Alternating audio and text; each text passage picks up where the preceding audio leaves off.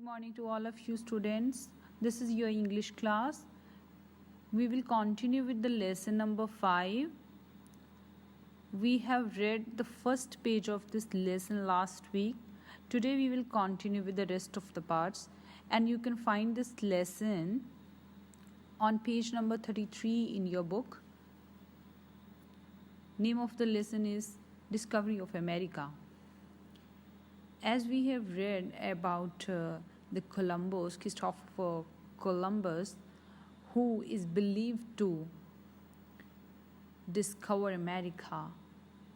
Before that, there are many assumptions about the discovery of America. So this lesson is particularly about discovery of the United States of America.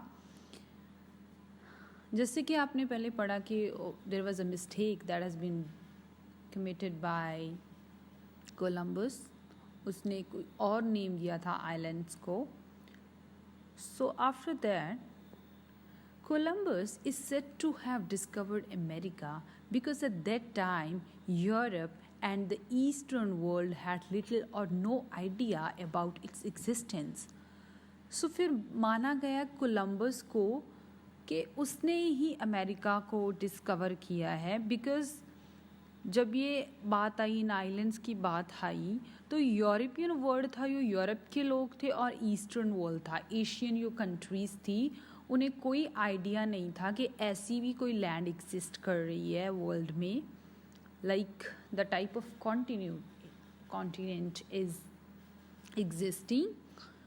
सो उसके बाद Columbus को ये माना गया कि उसने ये डिस्कवर किया है. After his discovery the new world that Columbus found, उसकी डिस्कवरी के बाद जो नई लैंड, जो नया वर्ल्ड, एक्चुअली से नया वर्ल्ड बोला जाता है बिकॉज लोगों के पास इसका बिल्कुल क्लू नहीं था. जब आप मैप में देखोगे तो अमेरिका सबसे अलग पड़ा हुआ है. नोबडी न्यू, बिकॉज यूरोप को तो पता ही नहीं था कि ऐसा भी कोई लैंड है वर्ल्ड में, ना ही ईस्टर्न लोगों को पता था.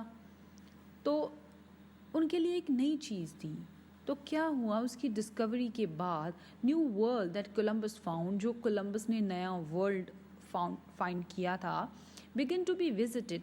तो शुरू हो गया लोगों ने वहाँ पे विजिट करना, and finally settled by the people from all world. So finally वहाँ पे लोग सेटल भी हुए, लोगों ने वहाँ जाना शुरू किया, उसके बाद सेटल होना शुरू किया. ओल्ड वर्ल्ड यहाँ पे बोला गया है यूरोपियन कंट्रीज़ को और ईस्टर्न कंट्रीज़ थी यो. Of the many early voyages which were made in track of Columbus, one was made by an Italian called Amerigo. So जितनी भी ये voyages थी जो कोलंबस ने की थी, voyages होता है journey, specifically by ship, sea route के थ्रू कहीं जाना, और स्पेस में जो लोग जाते हैं तो उन्हें वेजेस बोला जाता है, उनकी ट्रेवल को, उनकी जर्नीज को. तो वो कहते हैं कि of many early wages which were made in track of Columbus, Columbus के टाइम के दौरान जो वेजेस हुई हैं, जो अर्ली वेजेस हुई हैं via sea route, one was made by an Italian called Amerigo. तो उसमें से एक और एक बंदे ने और कंट्रीब्यूट किया, और भी किसी ने, बहुत से लोगों ने वेजेस की, तो उसमें से एक अमेरिगो था, वो भी इटालियन था कोलंबस की तरह. His name was given to America as it was wrongly believe than that it was he who had discovered the main land of continent. So उसका जो अमेरिगो का नेम था वो एक्चुअली अमेरिका को दिया गया. जो अमेरिका नेम है ना, वो अमेरिको के नेम से बना हुआ है. अमेरिको एक इटालियन ट्रेवलर था, जैसे कि कोलंबस था. दोनों वो कंट्री मैन थे, एक ही कंट्री को बिलोंग करते थे.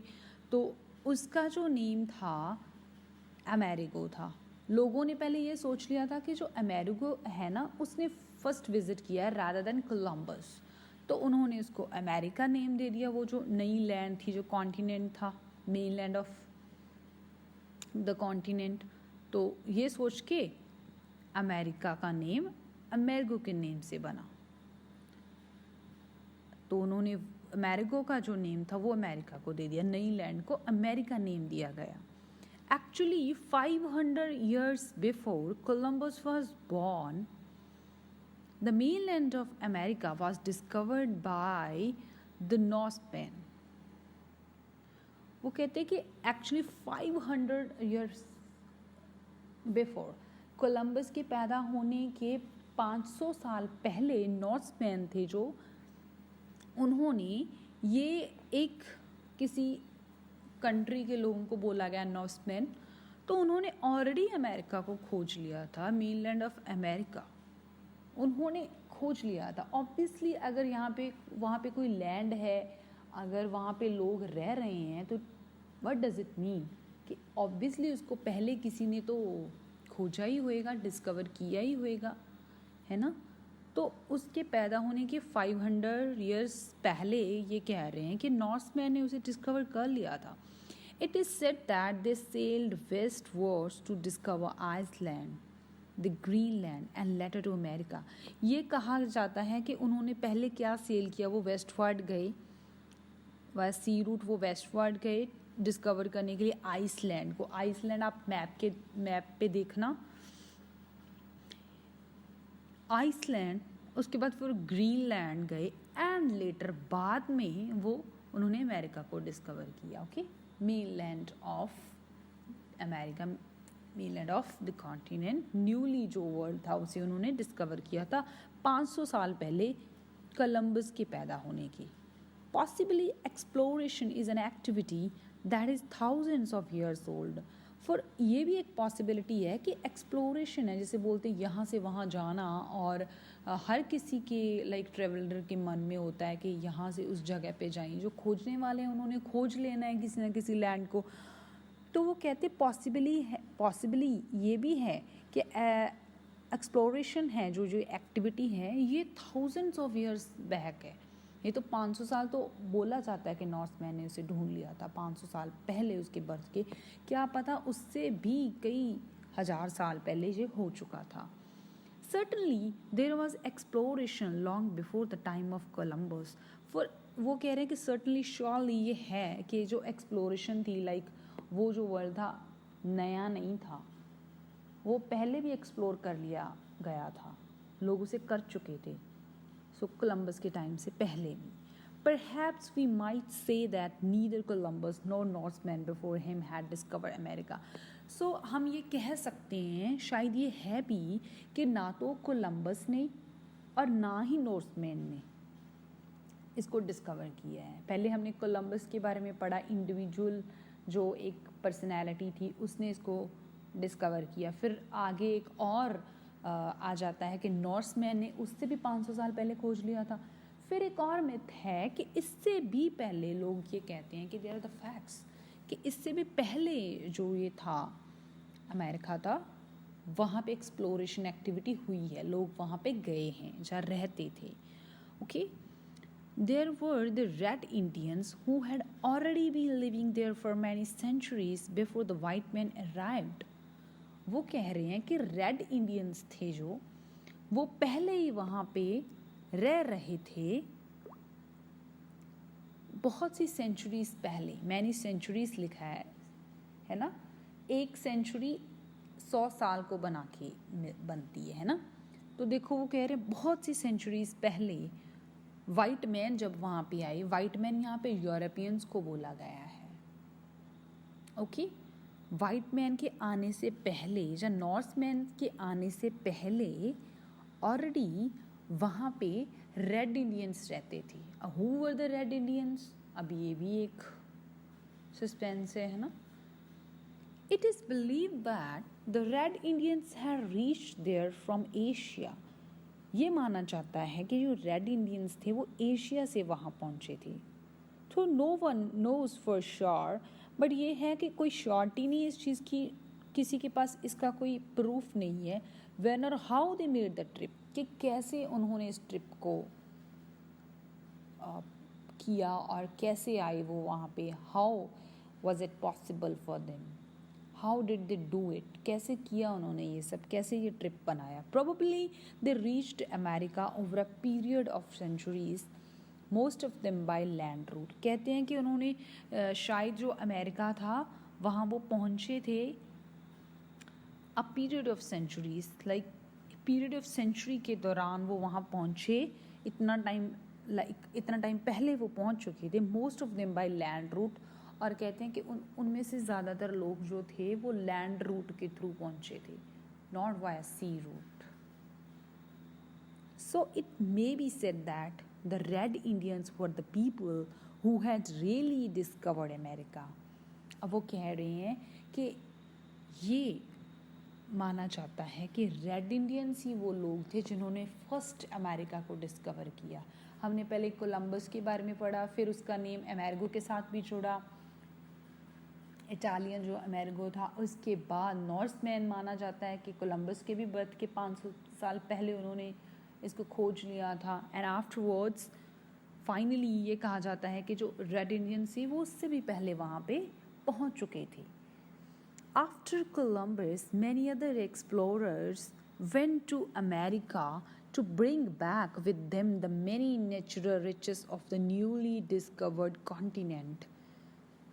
फिर कहते हैं कि कोलंबस के बाद, एक्चुअली कोलंबस को क्यों माना जाता है कि ही हैज़ डिस्कवर्ड अमेरिका, उसका नेम क्यों आता है? बिकॉज उसने जब वहाँ पे लैंड किया, उसने बताया लोगों को, यूरोप में वापस आके, वो इटालियन था, जो इटली है वो एक यूरोपियन कंट्री है, तो उसने आके अपने यूरोप में ये बताया कि ऐसा भी कोई वर्ल्ड है, लाइक ऐसी भी कोई लैंड है। तो लोगों ने वहाँ पे जाना शुरू किया, उसने ही लोगों को ये वहाँ पे जाने के लिए इनकरेज किया। He was the man, that is why फिर उसी का नेम जुड़ जाता है कि उसी ने अमेरिका को डिस्कवर किया। तो उसके जाने के बाद मैनी अदर एक्सप्लोरर, बहुत से और एक्सप्लोरर आए, ट्रेवलर आए। Those travellers went to America, वो गए अमेरिका टू ब्रिंग बैक, क्या करने के लिए? लेके आने के लिए with them the many natural riches, जो भी नेचुरल रिचेस थे इस न्यूली डिस्कवर्ड कॉन्टिनेंट के, न्यूली डिस्कवर्ड लैंड के, उनको लेके आने के लिए। नेचुरल रिचेस होता है बेटा जो नेचुरल रिसोर्सेस होते हैं किसी कंट्री के। कहीं पे वुड बहुत अच्छी होती है, कहीं पे लाइक वहाँ का वेजिटेशन बहुत अच्छा होता है, क्रॉप्स अच्छी होती हैं, है ना। तो वो अमेरिका के जो रिचेस थे उनको लेके आते थे अपनी कंट्री में। फाइन, नेचुरल रिचेस थे, यो रिसोर्सेस थे। But very few settle there, but बहुत कम थे जो वहाँ सेटल हुए। कुछ हुए भी बट रेयरली कुछ लोग थे। देन इन 1620 की बात है, about 100 man, women and children sailed from England. England भी एक यूरोपियन कंट्री है ना, तो कहते हैं 1620 में 100 मैन थे, उसमें वेमेन और चिल्ड्रन थे। उन्होंने क्या किया? उन्होंने सेल किया इंग्लैंड से। Okay, a ship called Mayflower. So एक शिप था जिसमें उन्होंने सेलिंग की इंग्लैंड से। नेम था शिप का Mayflower. The destination was America. So destination उनकी क्या थी, मंजिल क्या थी उनकी? America. Where they wanted to go? America. Here they found a suitable place with plenty of food and water. So वहाँ पे उन्हें क्या मिला? एक suitable place था जिसमें plenty of food था और water था। उस टाइम पे centuries back की ये बात हो रही है, food और water existence के लिए important था। आज की life जैसे full of luxuries हैं तब थोड़ी थी। तब तो survive करने के लिए बस natural goods होने चाहिए थे, कुछ बेसिक अमेनिटीज़ लोगों को चाहिए होती थी। यहाँ पे फूड की पॉसिबिलिटी और वाटर हो, फाइन, और जिससे वहाँ पे शेल्टर बना सकें, आसपास थोड़ा फॉरेस्ट एरिया हो, कहीं पे भी जहाँ पे उन्हें ट्री भी मिल सकें शेल्टर के लिए, जिससे वो आगे बना सकें, अपना घर बना सकें। वुड चाहिए होती थी उन्हें, है ना, फायर के लिए, like the type of amenities. Expectations लोगों की कम थी, है ना, तो तब लोग वहाँ सेटल हो जाते थे। यहाँ पे उन्हें इतनी कुछ बेसिक रिक्वायरमेंट्स जो होती हैं रहने के लिए मिल जाती थी. Here they found a suitable place with plenty of food and water. फिर यहाँ पे उन्हें क्या मिला, जो लोग मेफ्लावर नाम के शिप में आए थे इंग्लैंड से अमेरिका, उन्हें फूड और वाटर अच्छी हालत में मिला. प्लेंटी होता है बहुत, abundance of something. They called it Plymouth. उन्होंने इसे प्लाईमाउथ बोला, नेम दे दिया अपने हिसाब से जो भी उन्हें अच्छा लगा. At first they faced many hardships. पहले उन्हें काफ़ी हार्डशिप्स फेस करनी पड़ी. But none wanted to return to England. But उनमें से कोई भी वापस नहीं इंग्लैंड जाना चाहता था. Things slowly improved. और स्लोली जो थिंग्स थी इम्प्रूव हुई. लाइक पहले उनको हार्डशिप्स फेस करनी पड़ी और ग्रेजुअली वो इम्प्रूव भी हो गई. They made friends with the red Indian neighbours. So उन्होंने अपने रेड इंडियन नेबर्स से, रेड इंडियन ऑलरेडी बेटा वहाँ के ओरिजिनल्स थे, लाइक उन्हें ओरिजिनल माना जाता है. वो बहुत सेंचुरीज पहले रेड इंडियंस एशिया से वहाँ पहुँचे थे. सो फर्स्ट जो सेटलर थे ना वहाँ अमेरिका के, वो रेड इंडियंस ही थे. तो उन्होंने रेड इंडियंस के साथ दोस्ती कर ली. Okay, other people join them from England. फिर और लोग आ गए इंग्लैंड से वहाँ. They set up a colony which was an example of faith and courage. उन्होंने एक कॉलोनी सेट की वहाँ पे जो कि एग्जाम्पल थी फेथ की, विश्वास की, करेज की, बहादुरी की. These settlers in time were to become Americans. और ये जो settlers थे ना, इंग्लैंड से आए हुए settlers, they were in time were to become Americans. So time के बाद यही अमेरिकन कहलाए, यही अमेरिकन्स बन गए. ओके, जो इंग्लैंड से लोग आए थे मेफ्लावर ना के शिप के थ्रू, वही लोग बाद में अमेरिकन्स बन गए. वो सेटलर थे.